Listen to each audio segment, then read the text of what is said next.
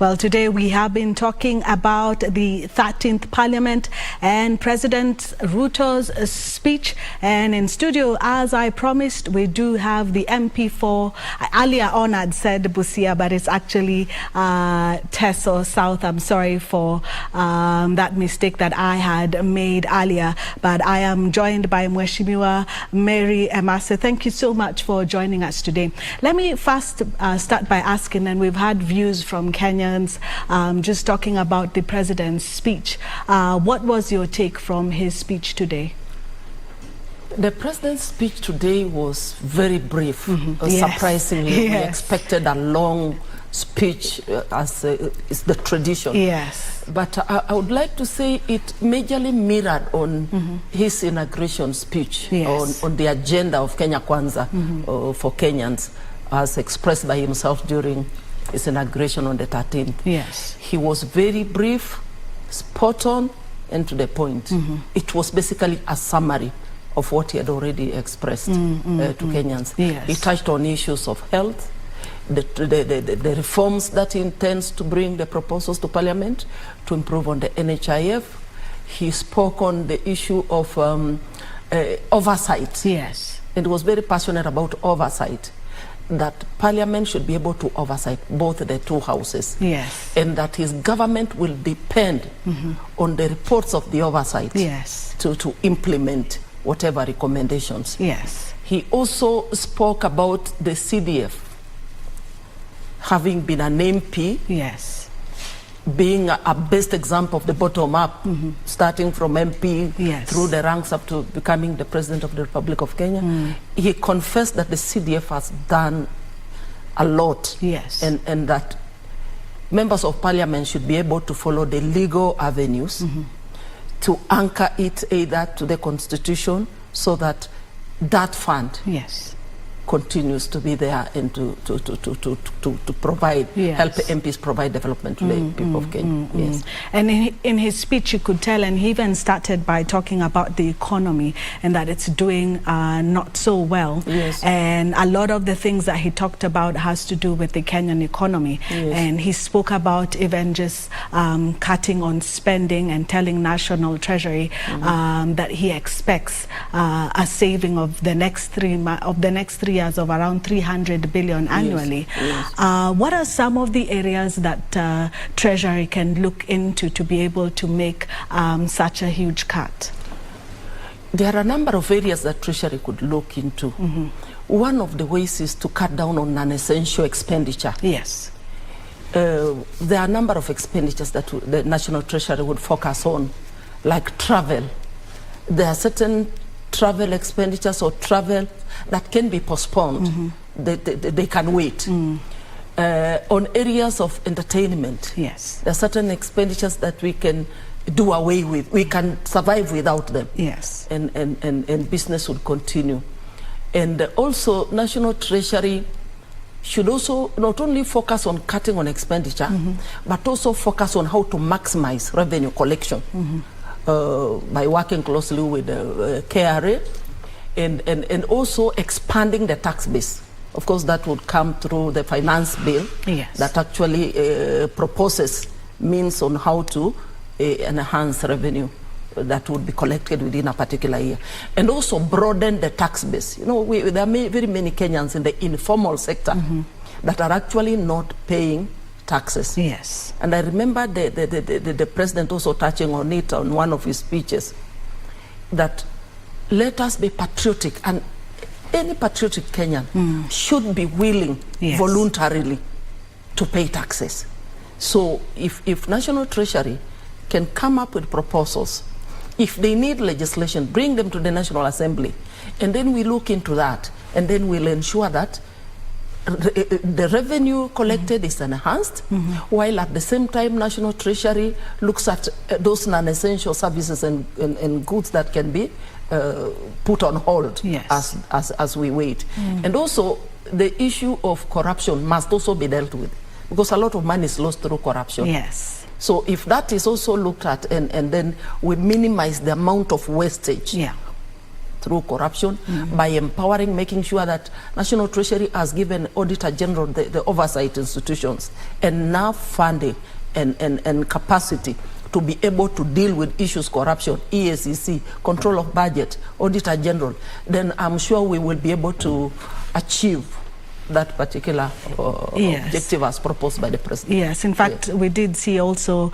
nominated MP John Badi also speak on the same and said if we're able to cut on some of the costs and also corruption, the nation can save up to 500 billion every year. But what would be the impact if the National Treasury was able to get to the 300 billion as the President did suggest every year? What would be the impact of the economy and also the various ministries?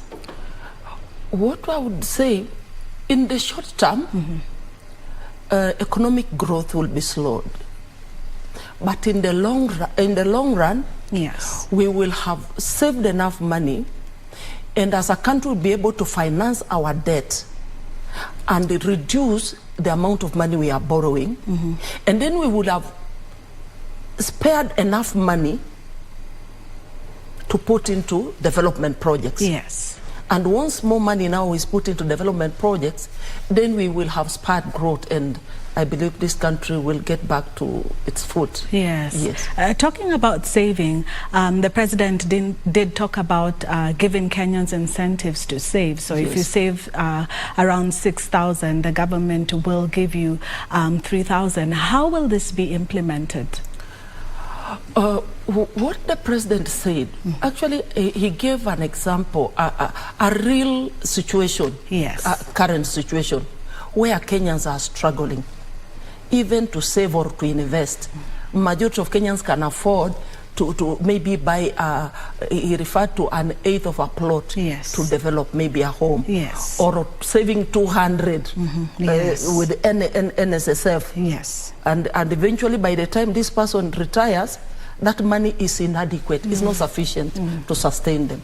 So he said the proposal he'll be bringing is for us to introduce reforms that will encourage Kenyans to save. In other words, he's trying to, is proposing a strategy where we begin to inculcate a saving culture into society. Whereby everyone is encouraged to save, because currently those who are saving with NSSA, for example, are those within the formal employment. We have so many people in informal employment whom should be accommodated. He's saying all these people should be accommodated.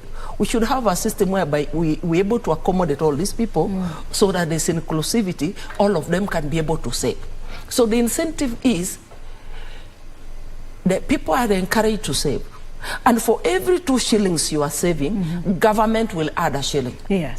So assuming you've saved 6,000 per year to a maximum of 6,000, you've saved 6,000 per year, then the government will add 3,000. So in total, your savings will be 9,000 that particular year. So that will encourage many people to be in the informal sector to begin to save. And then the more we save, the more we will have monies within which these institutions like NSSF can invest, government can invest that money, and by the time these people are retiring, they have sufficient funds at least to help them, you know, live a decent life or invest. But how do we get the nation and the citizens at this time to save when we have seen that the cost of living has gone up? And even as we were speaking to Kenyans all over the country, that is the one thing that they were saying, that yes, they would love to invest, they're happy about the incentives, but how are we going to get the nation to do it when the cost of living is going up and it's not like the incomes are going up? I think first and foremost we need to pass the message across. The message has to sink. Kenyans need to appreciate the fact that it's important to save. And then secondly, you heard the President talking about the economy, talking about the Hustler Fund, talking about the housing project, which is meant to actually create employment and also encourage, you know, the coming in of this industries, the Juakali industries, because once we start housing, they will need a lot of other materials, so there'll be people supplying so many other materials. So that in itself will get money circulating. Yes. And will get money to the hands of the people. Then secondly, the issue of the hustler fund that will be channeled through the cooperatives, that will provide credit. There are very many Kenyans, even the young people, who tell us, Mheshimiwa, I want to start a business but I have no capital. Yes. Borrowing from the Fliza, from Mshwari, from all these other institutions has been a big challenge. Many of them were listed in the, you know, blacklisted. But we are happy that already you heard the president saying he has engaged the operators. And they have already accepted to cut down the interest by 50%. Mshwari and Fliza have already accepted, and the interest rates have dropped. So all that will help, will go a long way in encouraging many people to start small businesses, and then people will be generating income. And when they generate income, that's the only time they can be able to save. You cannot save what you've not earned. So first, we need to create opportunities, create a conducive business environment where people can start businesses, people can go along doing their day-to-day activities to generate generating activities to generate money, or create employment opportunities where people can secure employment. Then that way they can be able to earn income. Then from the income they're able to make savings. Yes. So all this will contribute to us. Earlier on, you mentioned about the president talking about the oversight, that Parliament should be able to take this function more seriously. And I was listening to it and thinking, you know, he has taken up the majority. How will this be taken seriously? Like, for example, he has given a list of cabinet. There's the nomination that we just saw the other day. There are a few people who have court cases. Are we going to see this Parliament actually saying no to some of the proposals of the executive or of the president? Yes, we have committees in that house. We have a committee on selection and appointments that will be dealing with the issue of appointments. I believe once the names are forwarded in Parliament, they will be submitted to that particular committee that will interrogate, that will interview, and then finally they'll give their verdict on whether the nominees are suitable for the positions or not. So I believe that is something that the committee will, and once they have done that report, the report will still be submitted to the floor of the House for the entire Parliament, National Assembly, to debate on it, and even the Senate.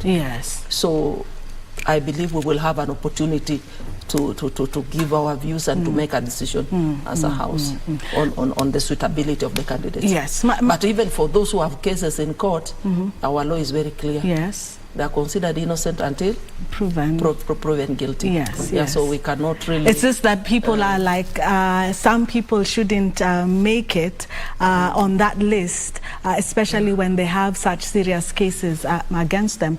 But the other issue that has been coming up when we're talking to Kenyans, they were saying that the cost of living in Kenya is spiraling and just going upwards every single day. What is this government planning to do about it? When you look at this government's agenda, in fact, our president's concern is the state of the economy, is the state of our national debt. And if you look at his agenda, starting from agriculture, just the other day, he in his pronouncements, he said, we are not going to put a subsidy on consumption. He's transferring it to production. Because when we put it on consumption, it will not be sustainable. We will be lying to the Kenyans that we brought prices down, but sooner or later, those prices will go up again. So he felt that it's important we look at the root cause of the problem. Let us take the subsidy to production. Provide farmers with the fertilizer.